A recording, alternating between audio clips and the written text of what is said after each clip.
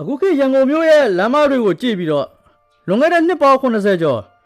1950ပြည့်လွန်နှစ်တွေတော့ကဒီမြို့ကြီးဟာ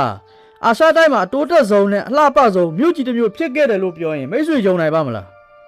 တွေးကြည့်ရင်ယုံနိုင်စရာတော့မရှိပါဘူးဒါပေမဲ့အဲ့ဒီအချိန်တော့ကရန်ကုန်ကိုနိုင်ငံတကာကအရှေ့ပြားကလန်ဒန်လို့တော့တင်စားခေါ်ခဲ့ကြတယ်အိန္ဒိယနိုင်ငံတွေဖြစ်တဲ့ထိုင်းစင်ကာပူမလေးရှားစတဲ့နိုင်ငံတွေကတော့ရန်ကုန်ကိုလာပြီးတော့အတူယူလေးလာခဲ့ရတဲ့ခေတ်တစ်ခေတ်ဖြစ်ခဲ့တယ်ဒီနေ့ဗီဒီယိုမှာတော့ဒုတိယကမ္ဘာစစ်အပြီးလွတ်လပ်ရေးရကာစအချိန်ကမ္ဘာကြီးကပါမှင်သက်ခဲ့ရတဲ့1950ကျော်ကာလရန်ကုန်မြို့ရဲ့ဆွေခေတ်အခြေအနေတွေနဲ့နိုင်ငံတကာကရန်ကုန်ရဲ့အပေါ်ဘလို့မြင်ခဲ့ကြတယ်ဆိုတဲ့စိတ်ဝင်စားဖွယ်သမိုင်းကြောင်းတွေကိုတင်ဆက်ပေးသွားမှာပါမဲဆွေတို့ရဲ့ channel ကို subscribe လုပ်ရသေးဘူးဆိုရင်လောက်တာပဲပါဦးအစဉ်သဖြင့်အစီအစဉ်လေးကိုစရရအောင်ပထမဆုံးအနေနဲ့နိုင်ငံတကာကလူတွေရန်ကုန်ကိုစတင်ခြေချခဲ့တဲ့နေရာကနေစလိုက်ရအောင်ပါ1950ကျော်နှစ်တွေတော့ကမင်္ဂလာတို့လေဆိပ်ဟာအာရှတိုက်မှာအကောင်းဆုံးနဲ့အခင်မီဆုံးလေဆိပ်ကြီးဖြစ်ခဲ့ပါတယ်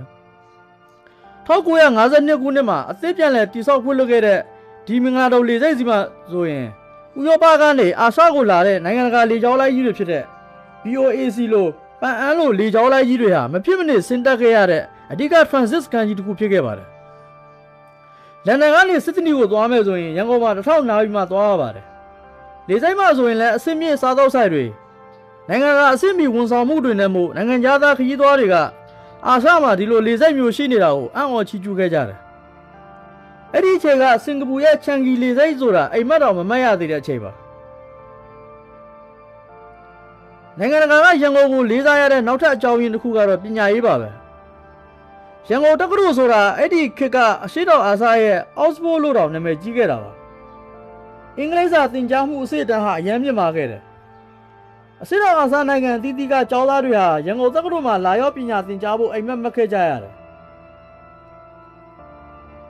အဲ့ဒီခေတ်ကရန်ကုန်တက္ကသိုလ်ကနေဘွဲရတယ်ဆိုရင်နိုင်ငံတကာကချက်ချင်းအတိမတ်ပြုတဲ့အဆင့်ရှိပါတယ်ဆရာဆရာမတွေဟာဆိုရင်လည်းနိုင်ငံတကာတက္ကသိုလ်ကြီးတွေကနေဘွဲရလာတဲ့ပညာတတ်ကြီးတွေဖြစ်ကြတယ်ရန်ကုန်တက္ကသိုလ်ရဲ့စာကြည့်တိုက်ဟာလည်းအာရှမှာအကြီးဆုံးနဲ့စာအုပ်စာတမ်းအစုံလင်ဆုံးစာကြည့်တိုက်တွေကတစ်ခုအပါအဝင်ဖြစ်ခဲ့တယ်ရန်ကုန်တက္ကသိုလ်ဟာနိုင်ငံရေးကောင်းဆောင်ကောင်းတွေကိုမွေးထုတ်ပေးခဲ့တဲ့နေရာလည်းဖြစ်တယ်1950ကျော်ကာလရန်ကုန်မြို့ရဲ့လမ်းမတွေပေါ်ကိုစိတ်ကူးနဲ့တစ်ချက်လောက်လမ်းလျှောက်ကြည့်ရအောင်ပါရန်ကုန်မြို့လက်ကောင်စူးလေပန်းဆိုးတန်းစားတဲ့နေရာတွေကလမ်းမကြီးတွေကိုနေ့စဉ်ရေပိုက်ကြီးတွေနဲ့ဆေးကြောတန့်စင်လေရှိကြတယ်လမ်းမပေါ်မှာအမှိုက်ဆိုတာရှာရခက်လောက်အောင်တန့်ရှင်တက်ရခဲ့တယ်နိုင်ငံတကာသတင်းတောက်တွေကရန်ကုန်ဟာအာရှအတိုင်းမှာအသက်ရှင်ဆုံးမြို့တော်တွေထဲကတစ်ခုဖြစ်တယ်လို့တော့မှတ်တမ်းတင်ခဲ့ကြတယ်လမ်းမတွေပေါ်မှာခင်ဘီနိုင်ငံသားထုတ်ကားအကောင်းစားကြီးတွေသွာလာနေကြပြီးတော့နှစ်ထပ်ကားကြီးတွေတရက်စစ်ရက်ထားတွေနဲ့တည်ယူပို့ဆောင်ရေးစနစ်ကအရန်အဆင့်မြင့်တယ်လူတွေရဲ့ဝတ်စားဆင်ရင်မှုကလည်းအရန်ကိုတည်တတ်လှပတယ်မြန်မာမျိုးသားတွေဟာတိုက်ပုတ်ပစိုးနဲ့ခေါ်ပေါင်းကိုတသက်ရရဝတ်ဆင်ကြသလိုနိုင်ငံသားတွေကပြားတွေအိန္ဒိယနဲ့တရုတ်လူမျိုးတွေပါစစုံလင်လင်ရောနှောနေထိုင်ကြတဲ့မြို့တော်ကြီးတစ်ခုဖြစ်ခဲ့တယ်ဖြော်ပြရေးနေတဲ့ဆိုရင်လည်းဂလုတ်ရုပ်ရှင်ရုံပရီဒီယန်ရုပ်ရှင်ရုံတွေမှာဟောလိဝုဒ်ကနာမည်ကြီးရုပ်ရှင်ကားသစ်တွေကိုနိုင်ငံတကာနဲ့တပြင်းညီကြည့်ရှုနိုင်ခဲ့တယ်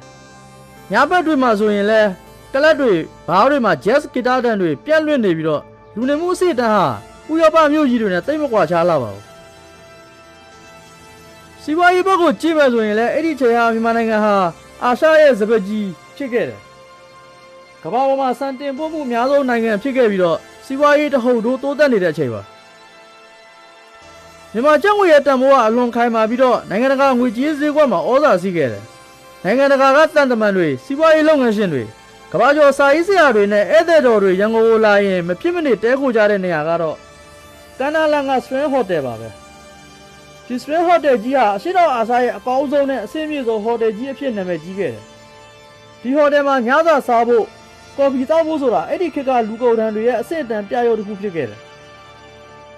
နိုင်ငံတကာကယင်းနှိမ့်မြုံတဲ့သူတွေဟာရန်ကုန်မြို့ကိုအနာဂတ်မှာအာရှရဲ့အကြီးမားဆုံးစီးပွားရေးဗဟိုချက်ဖြစ်လာမယ်လို့ယုံကြည်ခဲ့ကြတယ်အဲ့ဒီကာလတွေတော့ကနိုင်ငံတကာသတင်းစာတွေ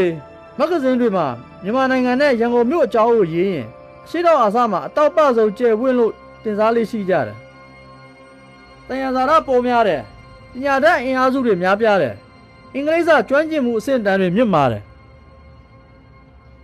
ပြီးတော့တည်ငြိမ်တဲ့ဥရောပဆက်ဆံအုပ်ချုပ်ရေးရန်တရားရှိတယ်ဆိုတဲ့ဒီအချက်တွေကြောင့်နိုင်ငံတကာကအမေရိကန်နဲ့ဗြိတိန်အပါအဝင်အနောက်နိုင်ငံကြီးတွေကမြန်မာနိုင်ငံဟာအာရှတိုင်းမှာဂျပန်ပြီးရင်ဒုတိယအချမ်းသာဆုံးအတိုးတက်ဆုံးနိုင်ငံဖြစ်လာလိမ့်မယ်လို့အခိုင်အမာခန့်မှန်းခဲ့ကြတယ်။ဒါပေမဲ့သမိုင်းဆိုတာပြောင်းလဲတတ်တဲ့သဘောရှိပါတယ်။နိုင်ငံရေးပြောင်းလဲတွေပြည်တွင်းစစ်တွေကြောင့်ဒီလိုလှပခဲ့တဲ့ဒီတိုးတက်ခဲ့တဲ့ရန်ကုန်မြို့ရဲ့ဆွေခေတ်ကာလဟာ1960ကျော်နှစ်တွေကစပြီးတဖြည်းဖြည်းမှေးမှိတ်သွားခဲ့ရတယ်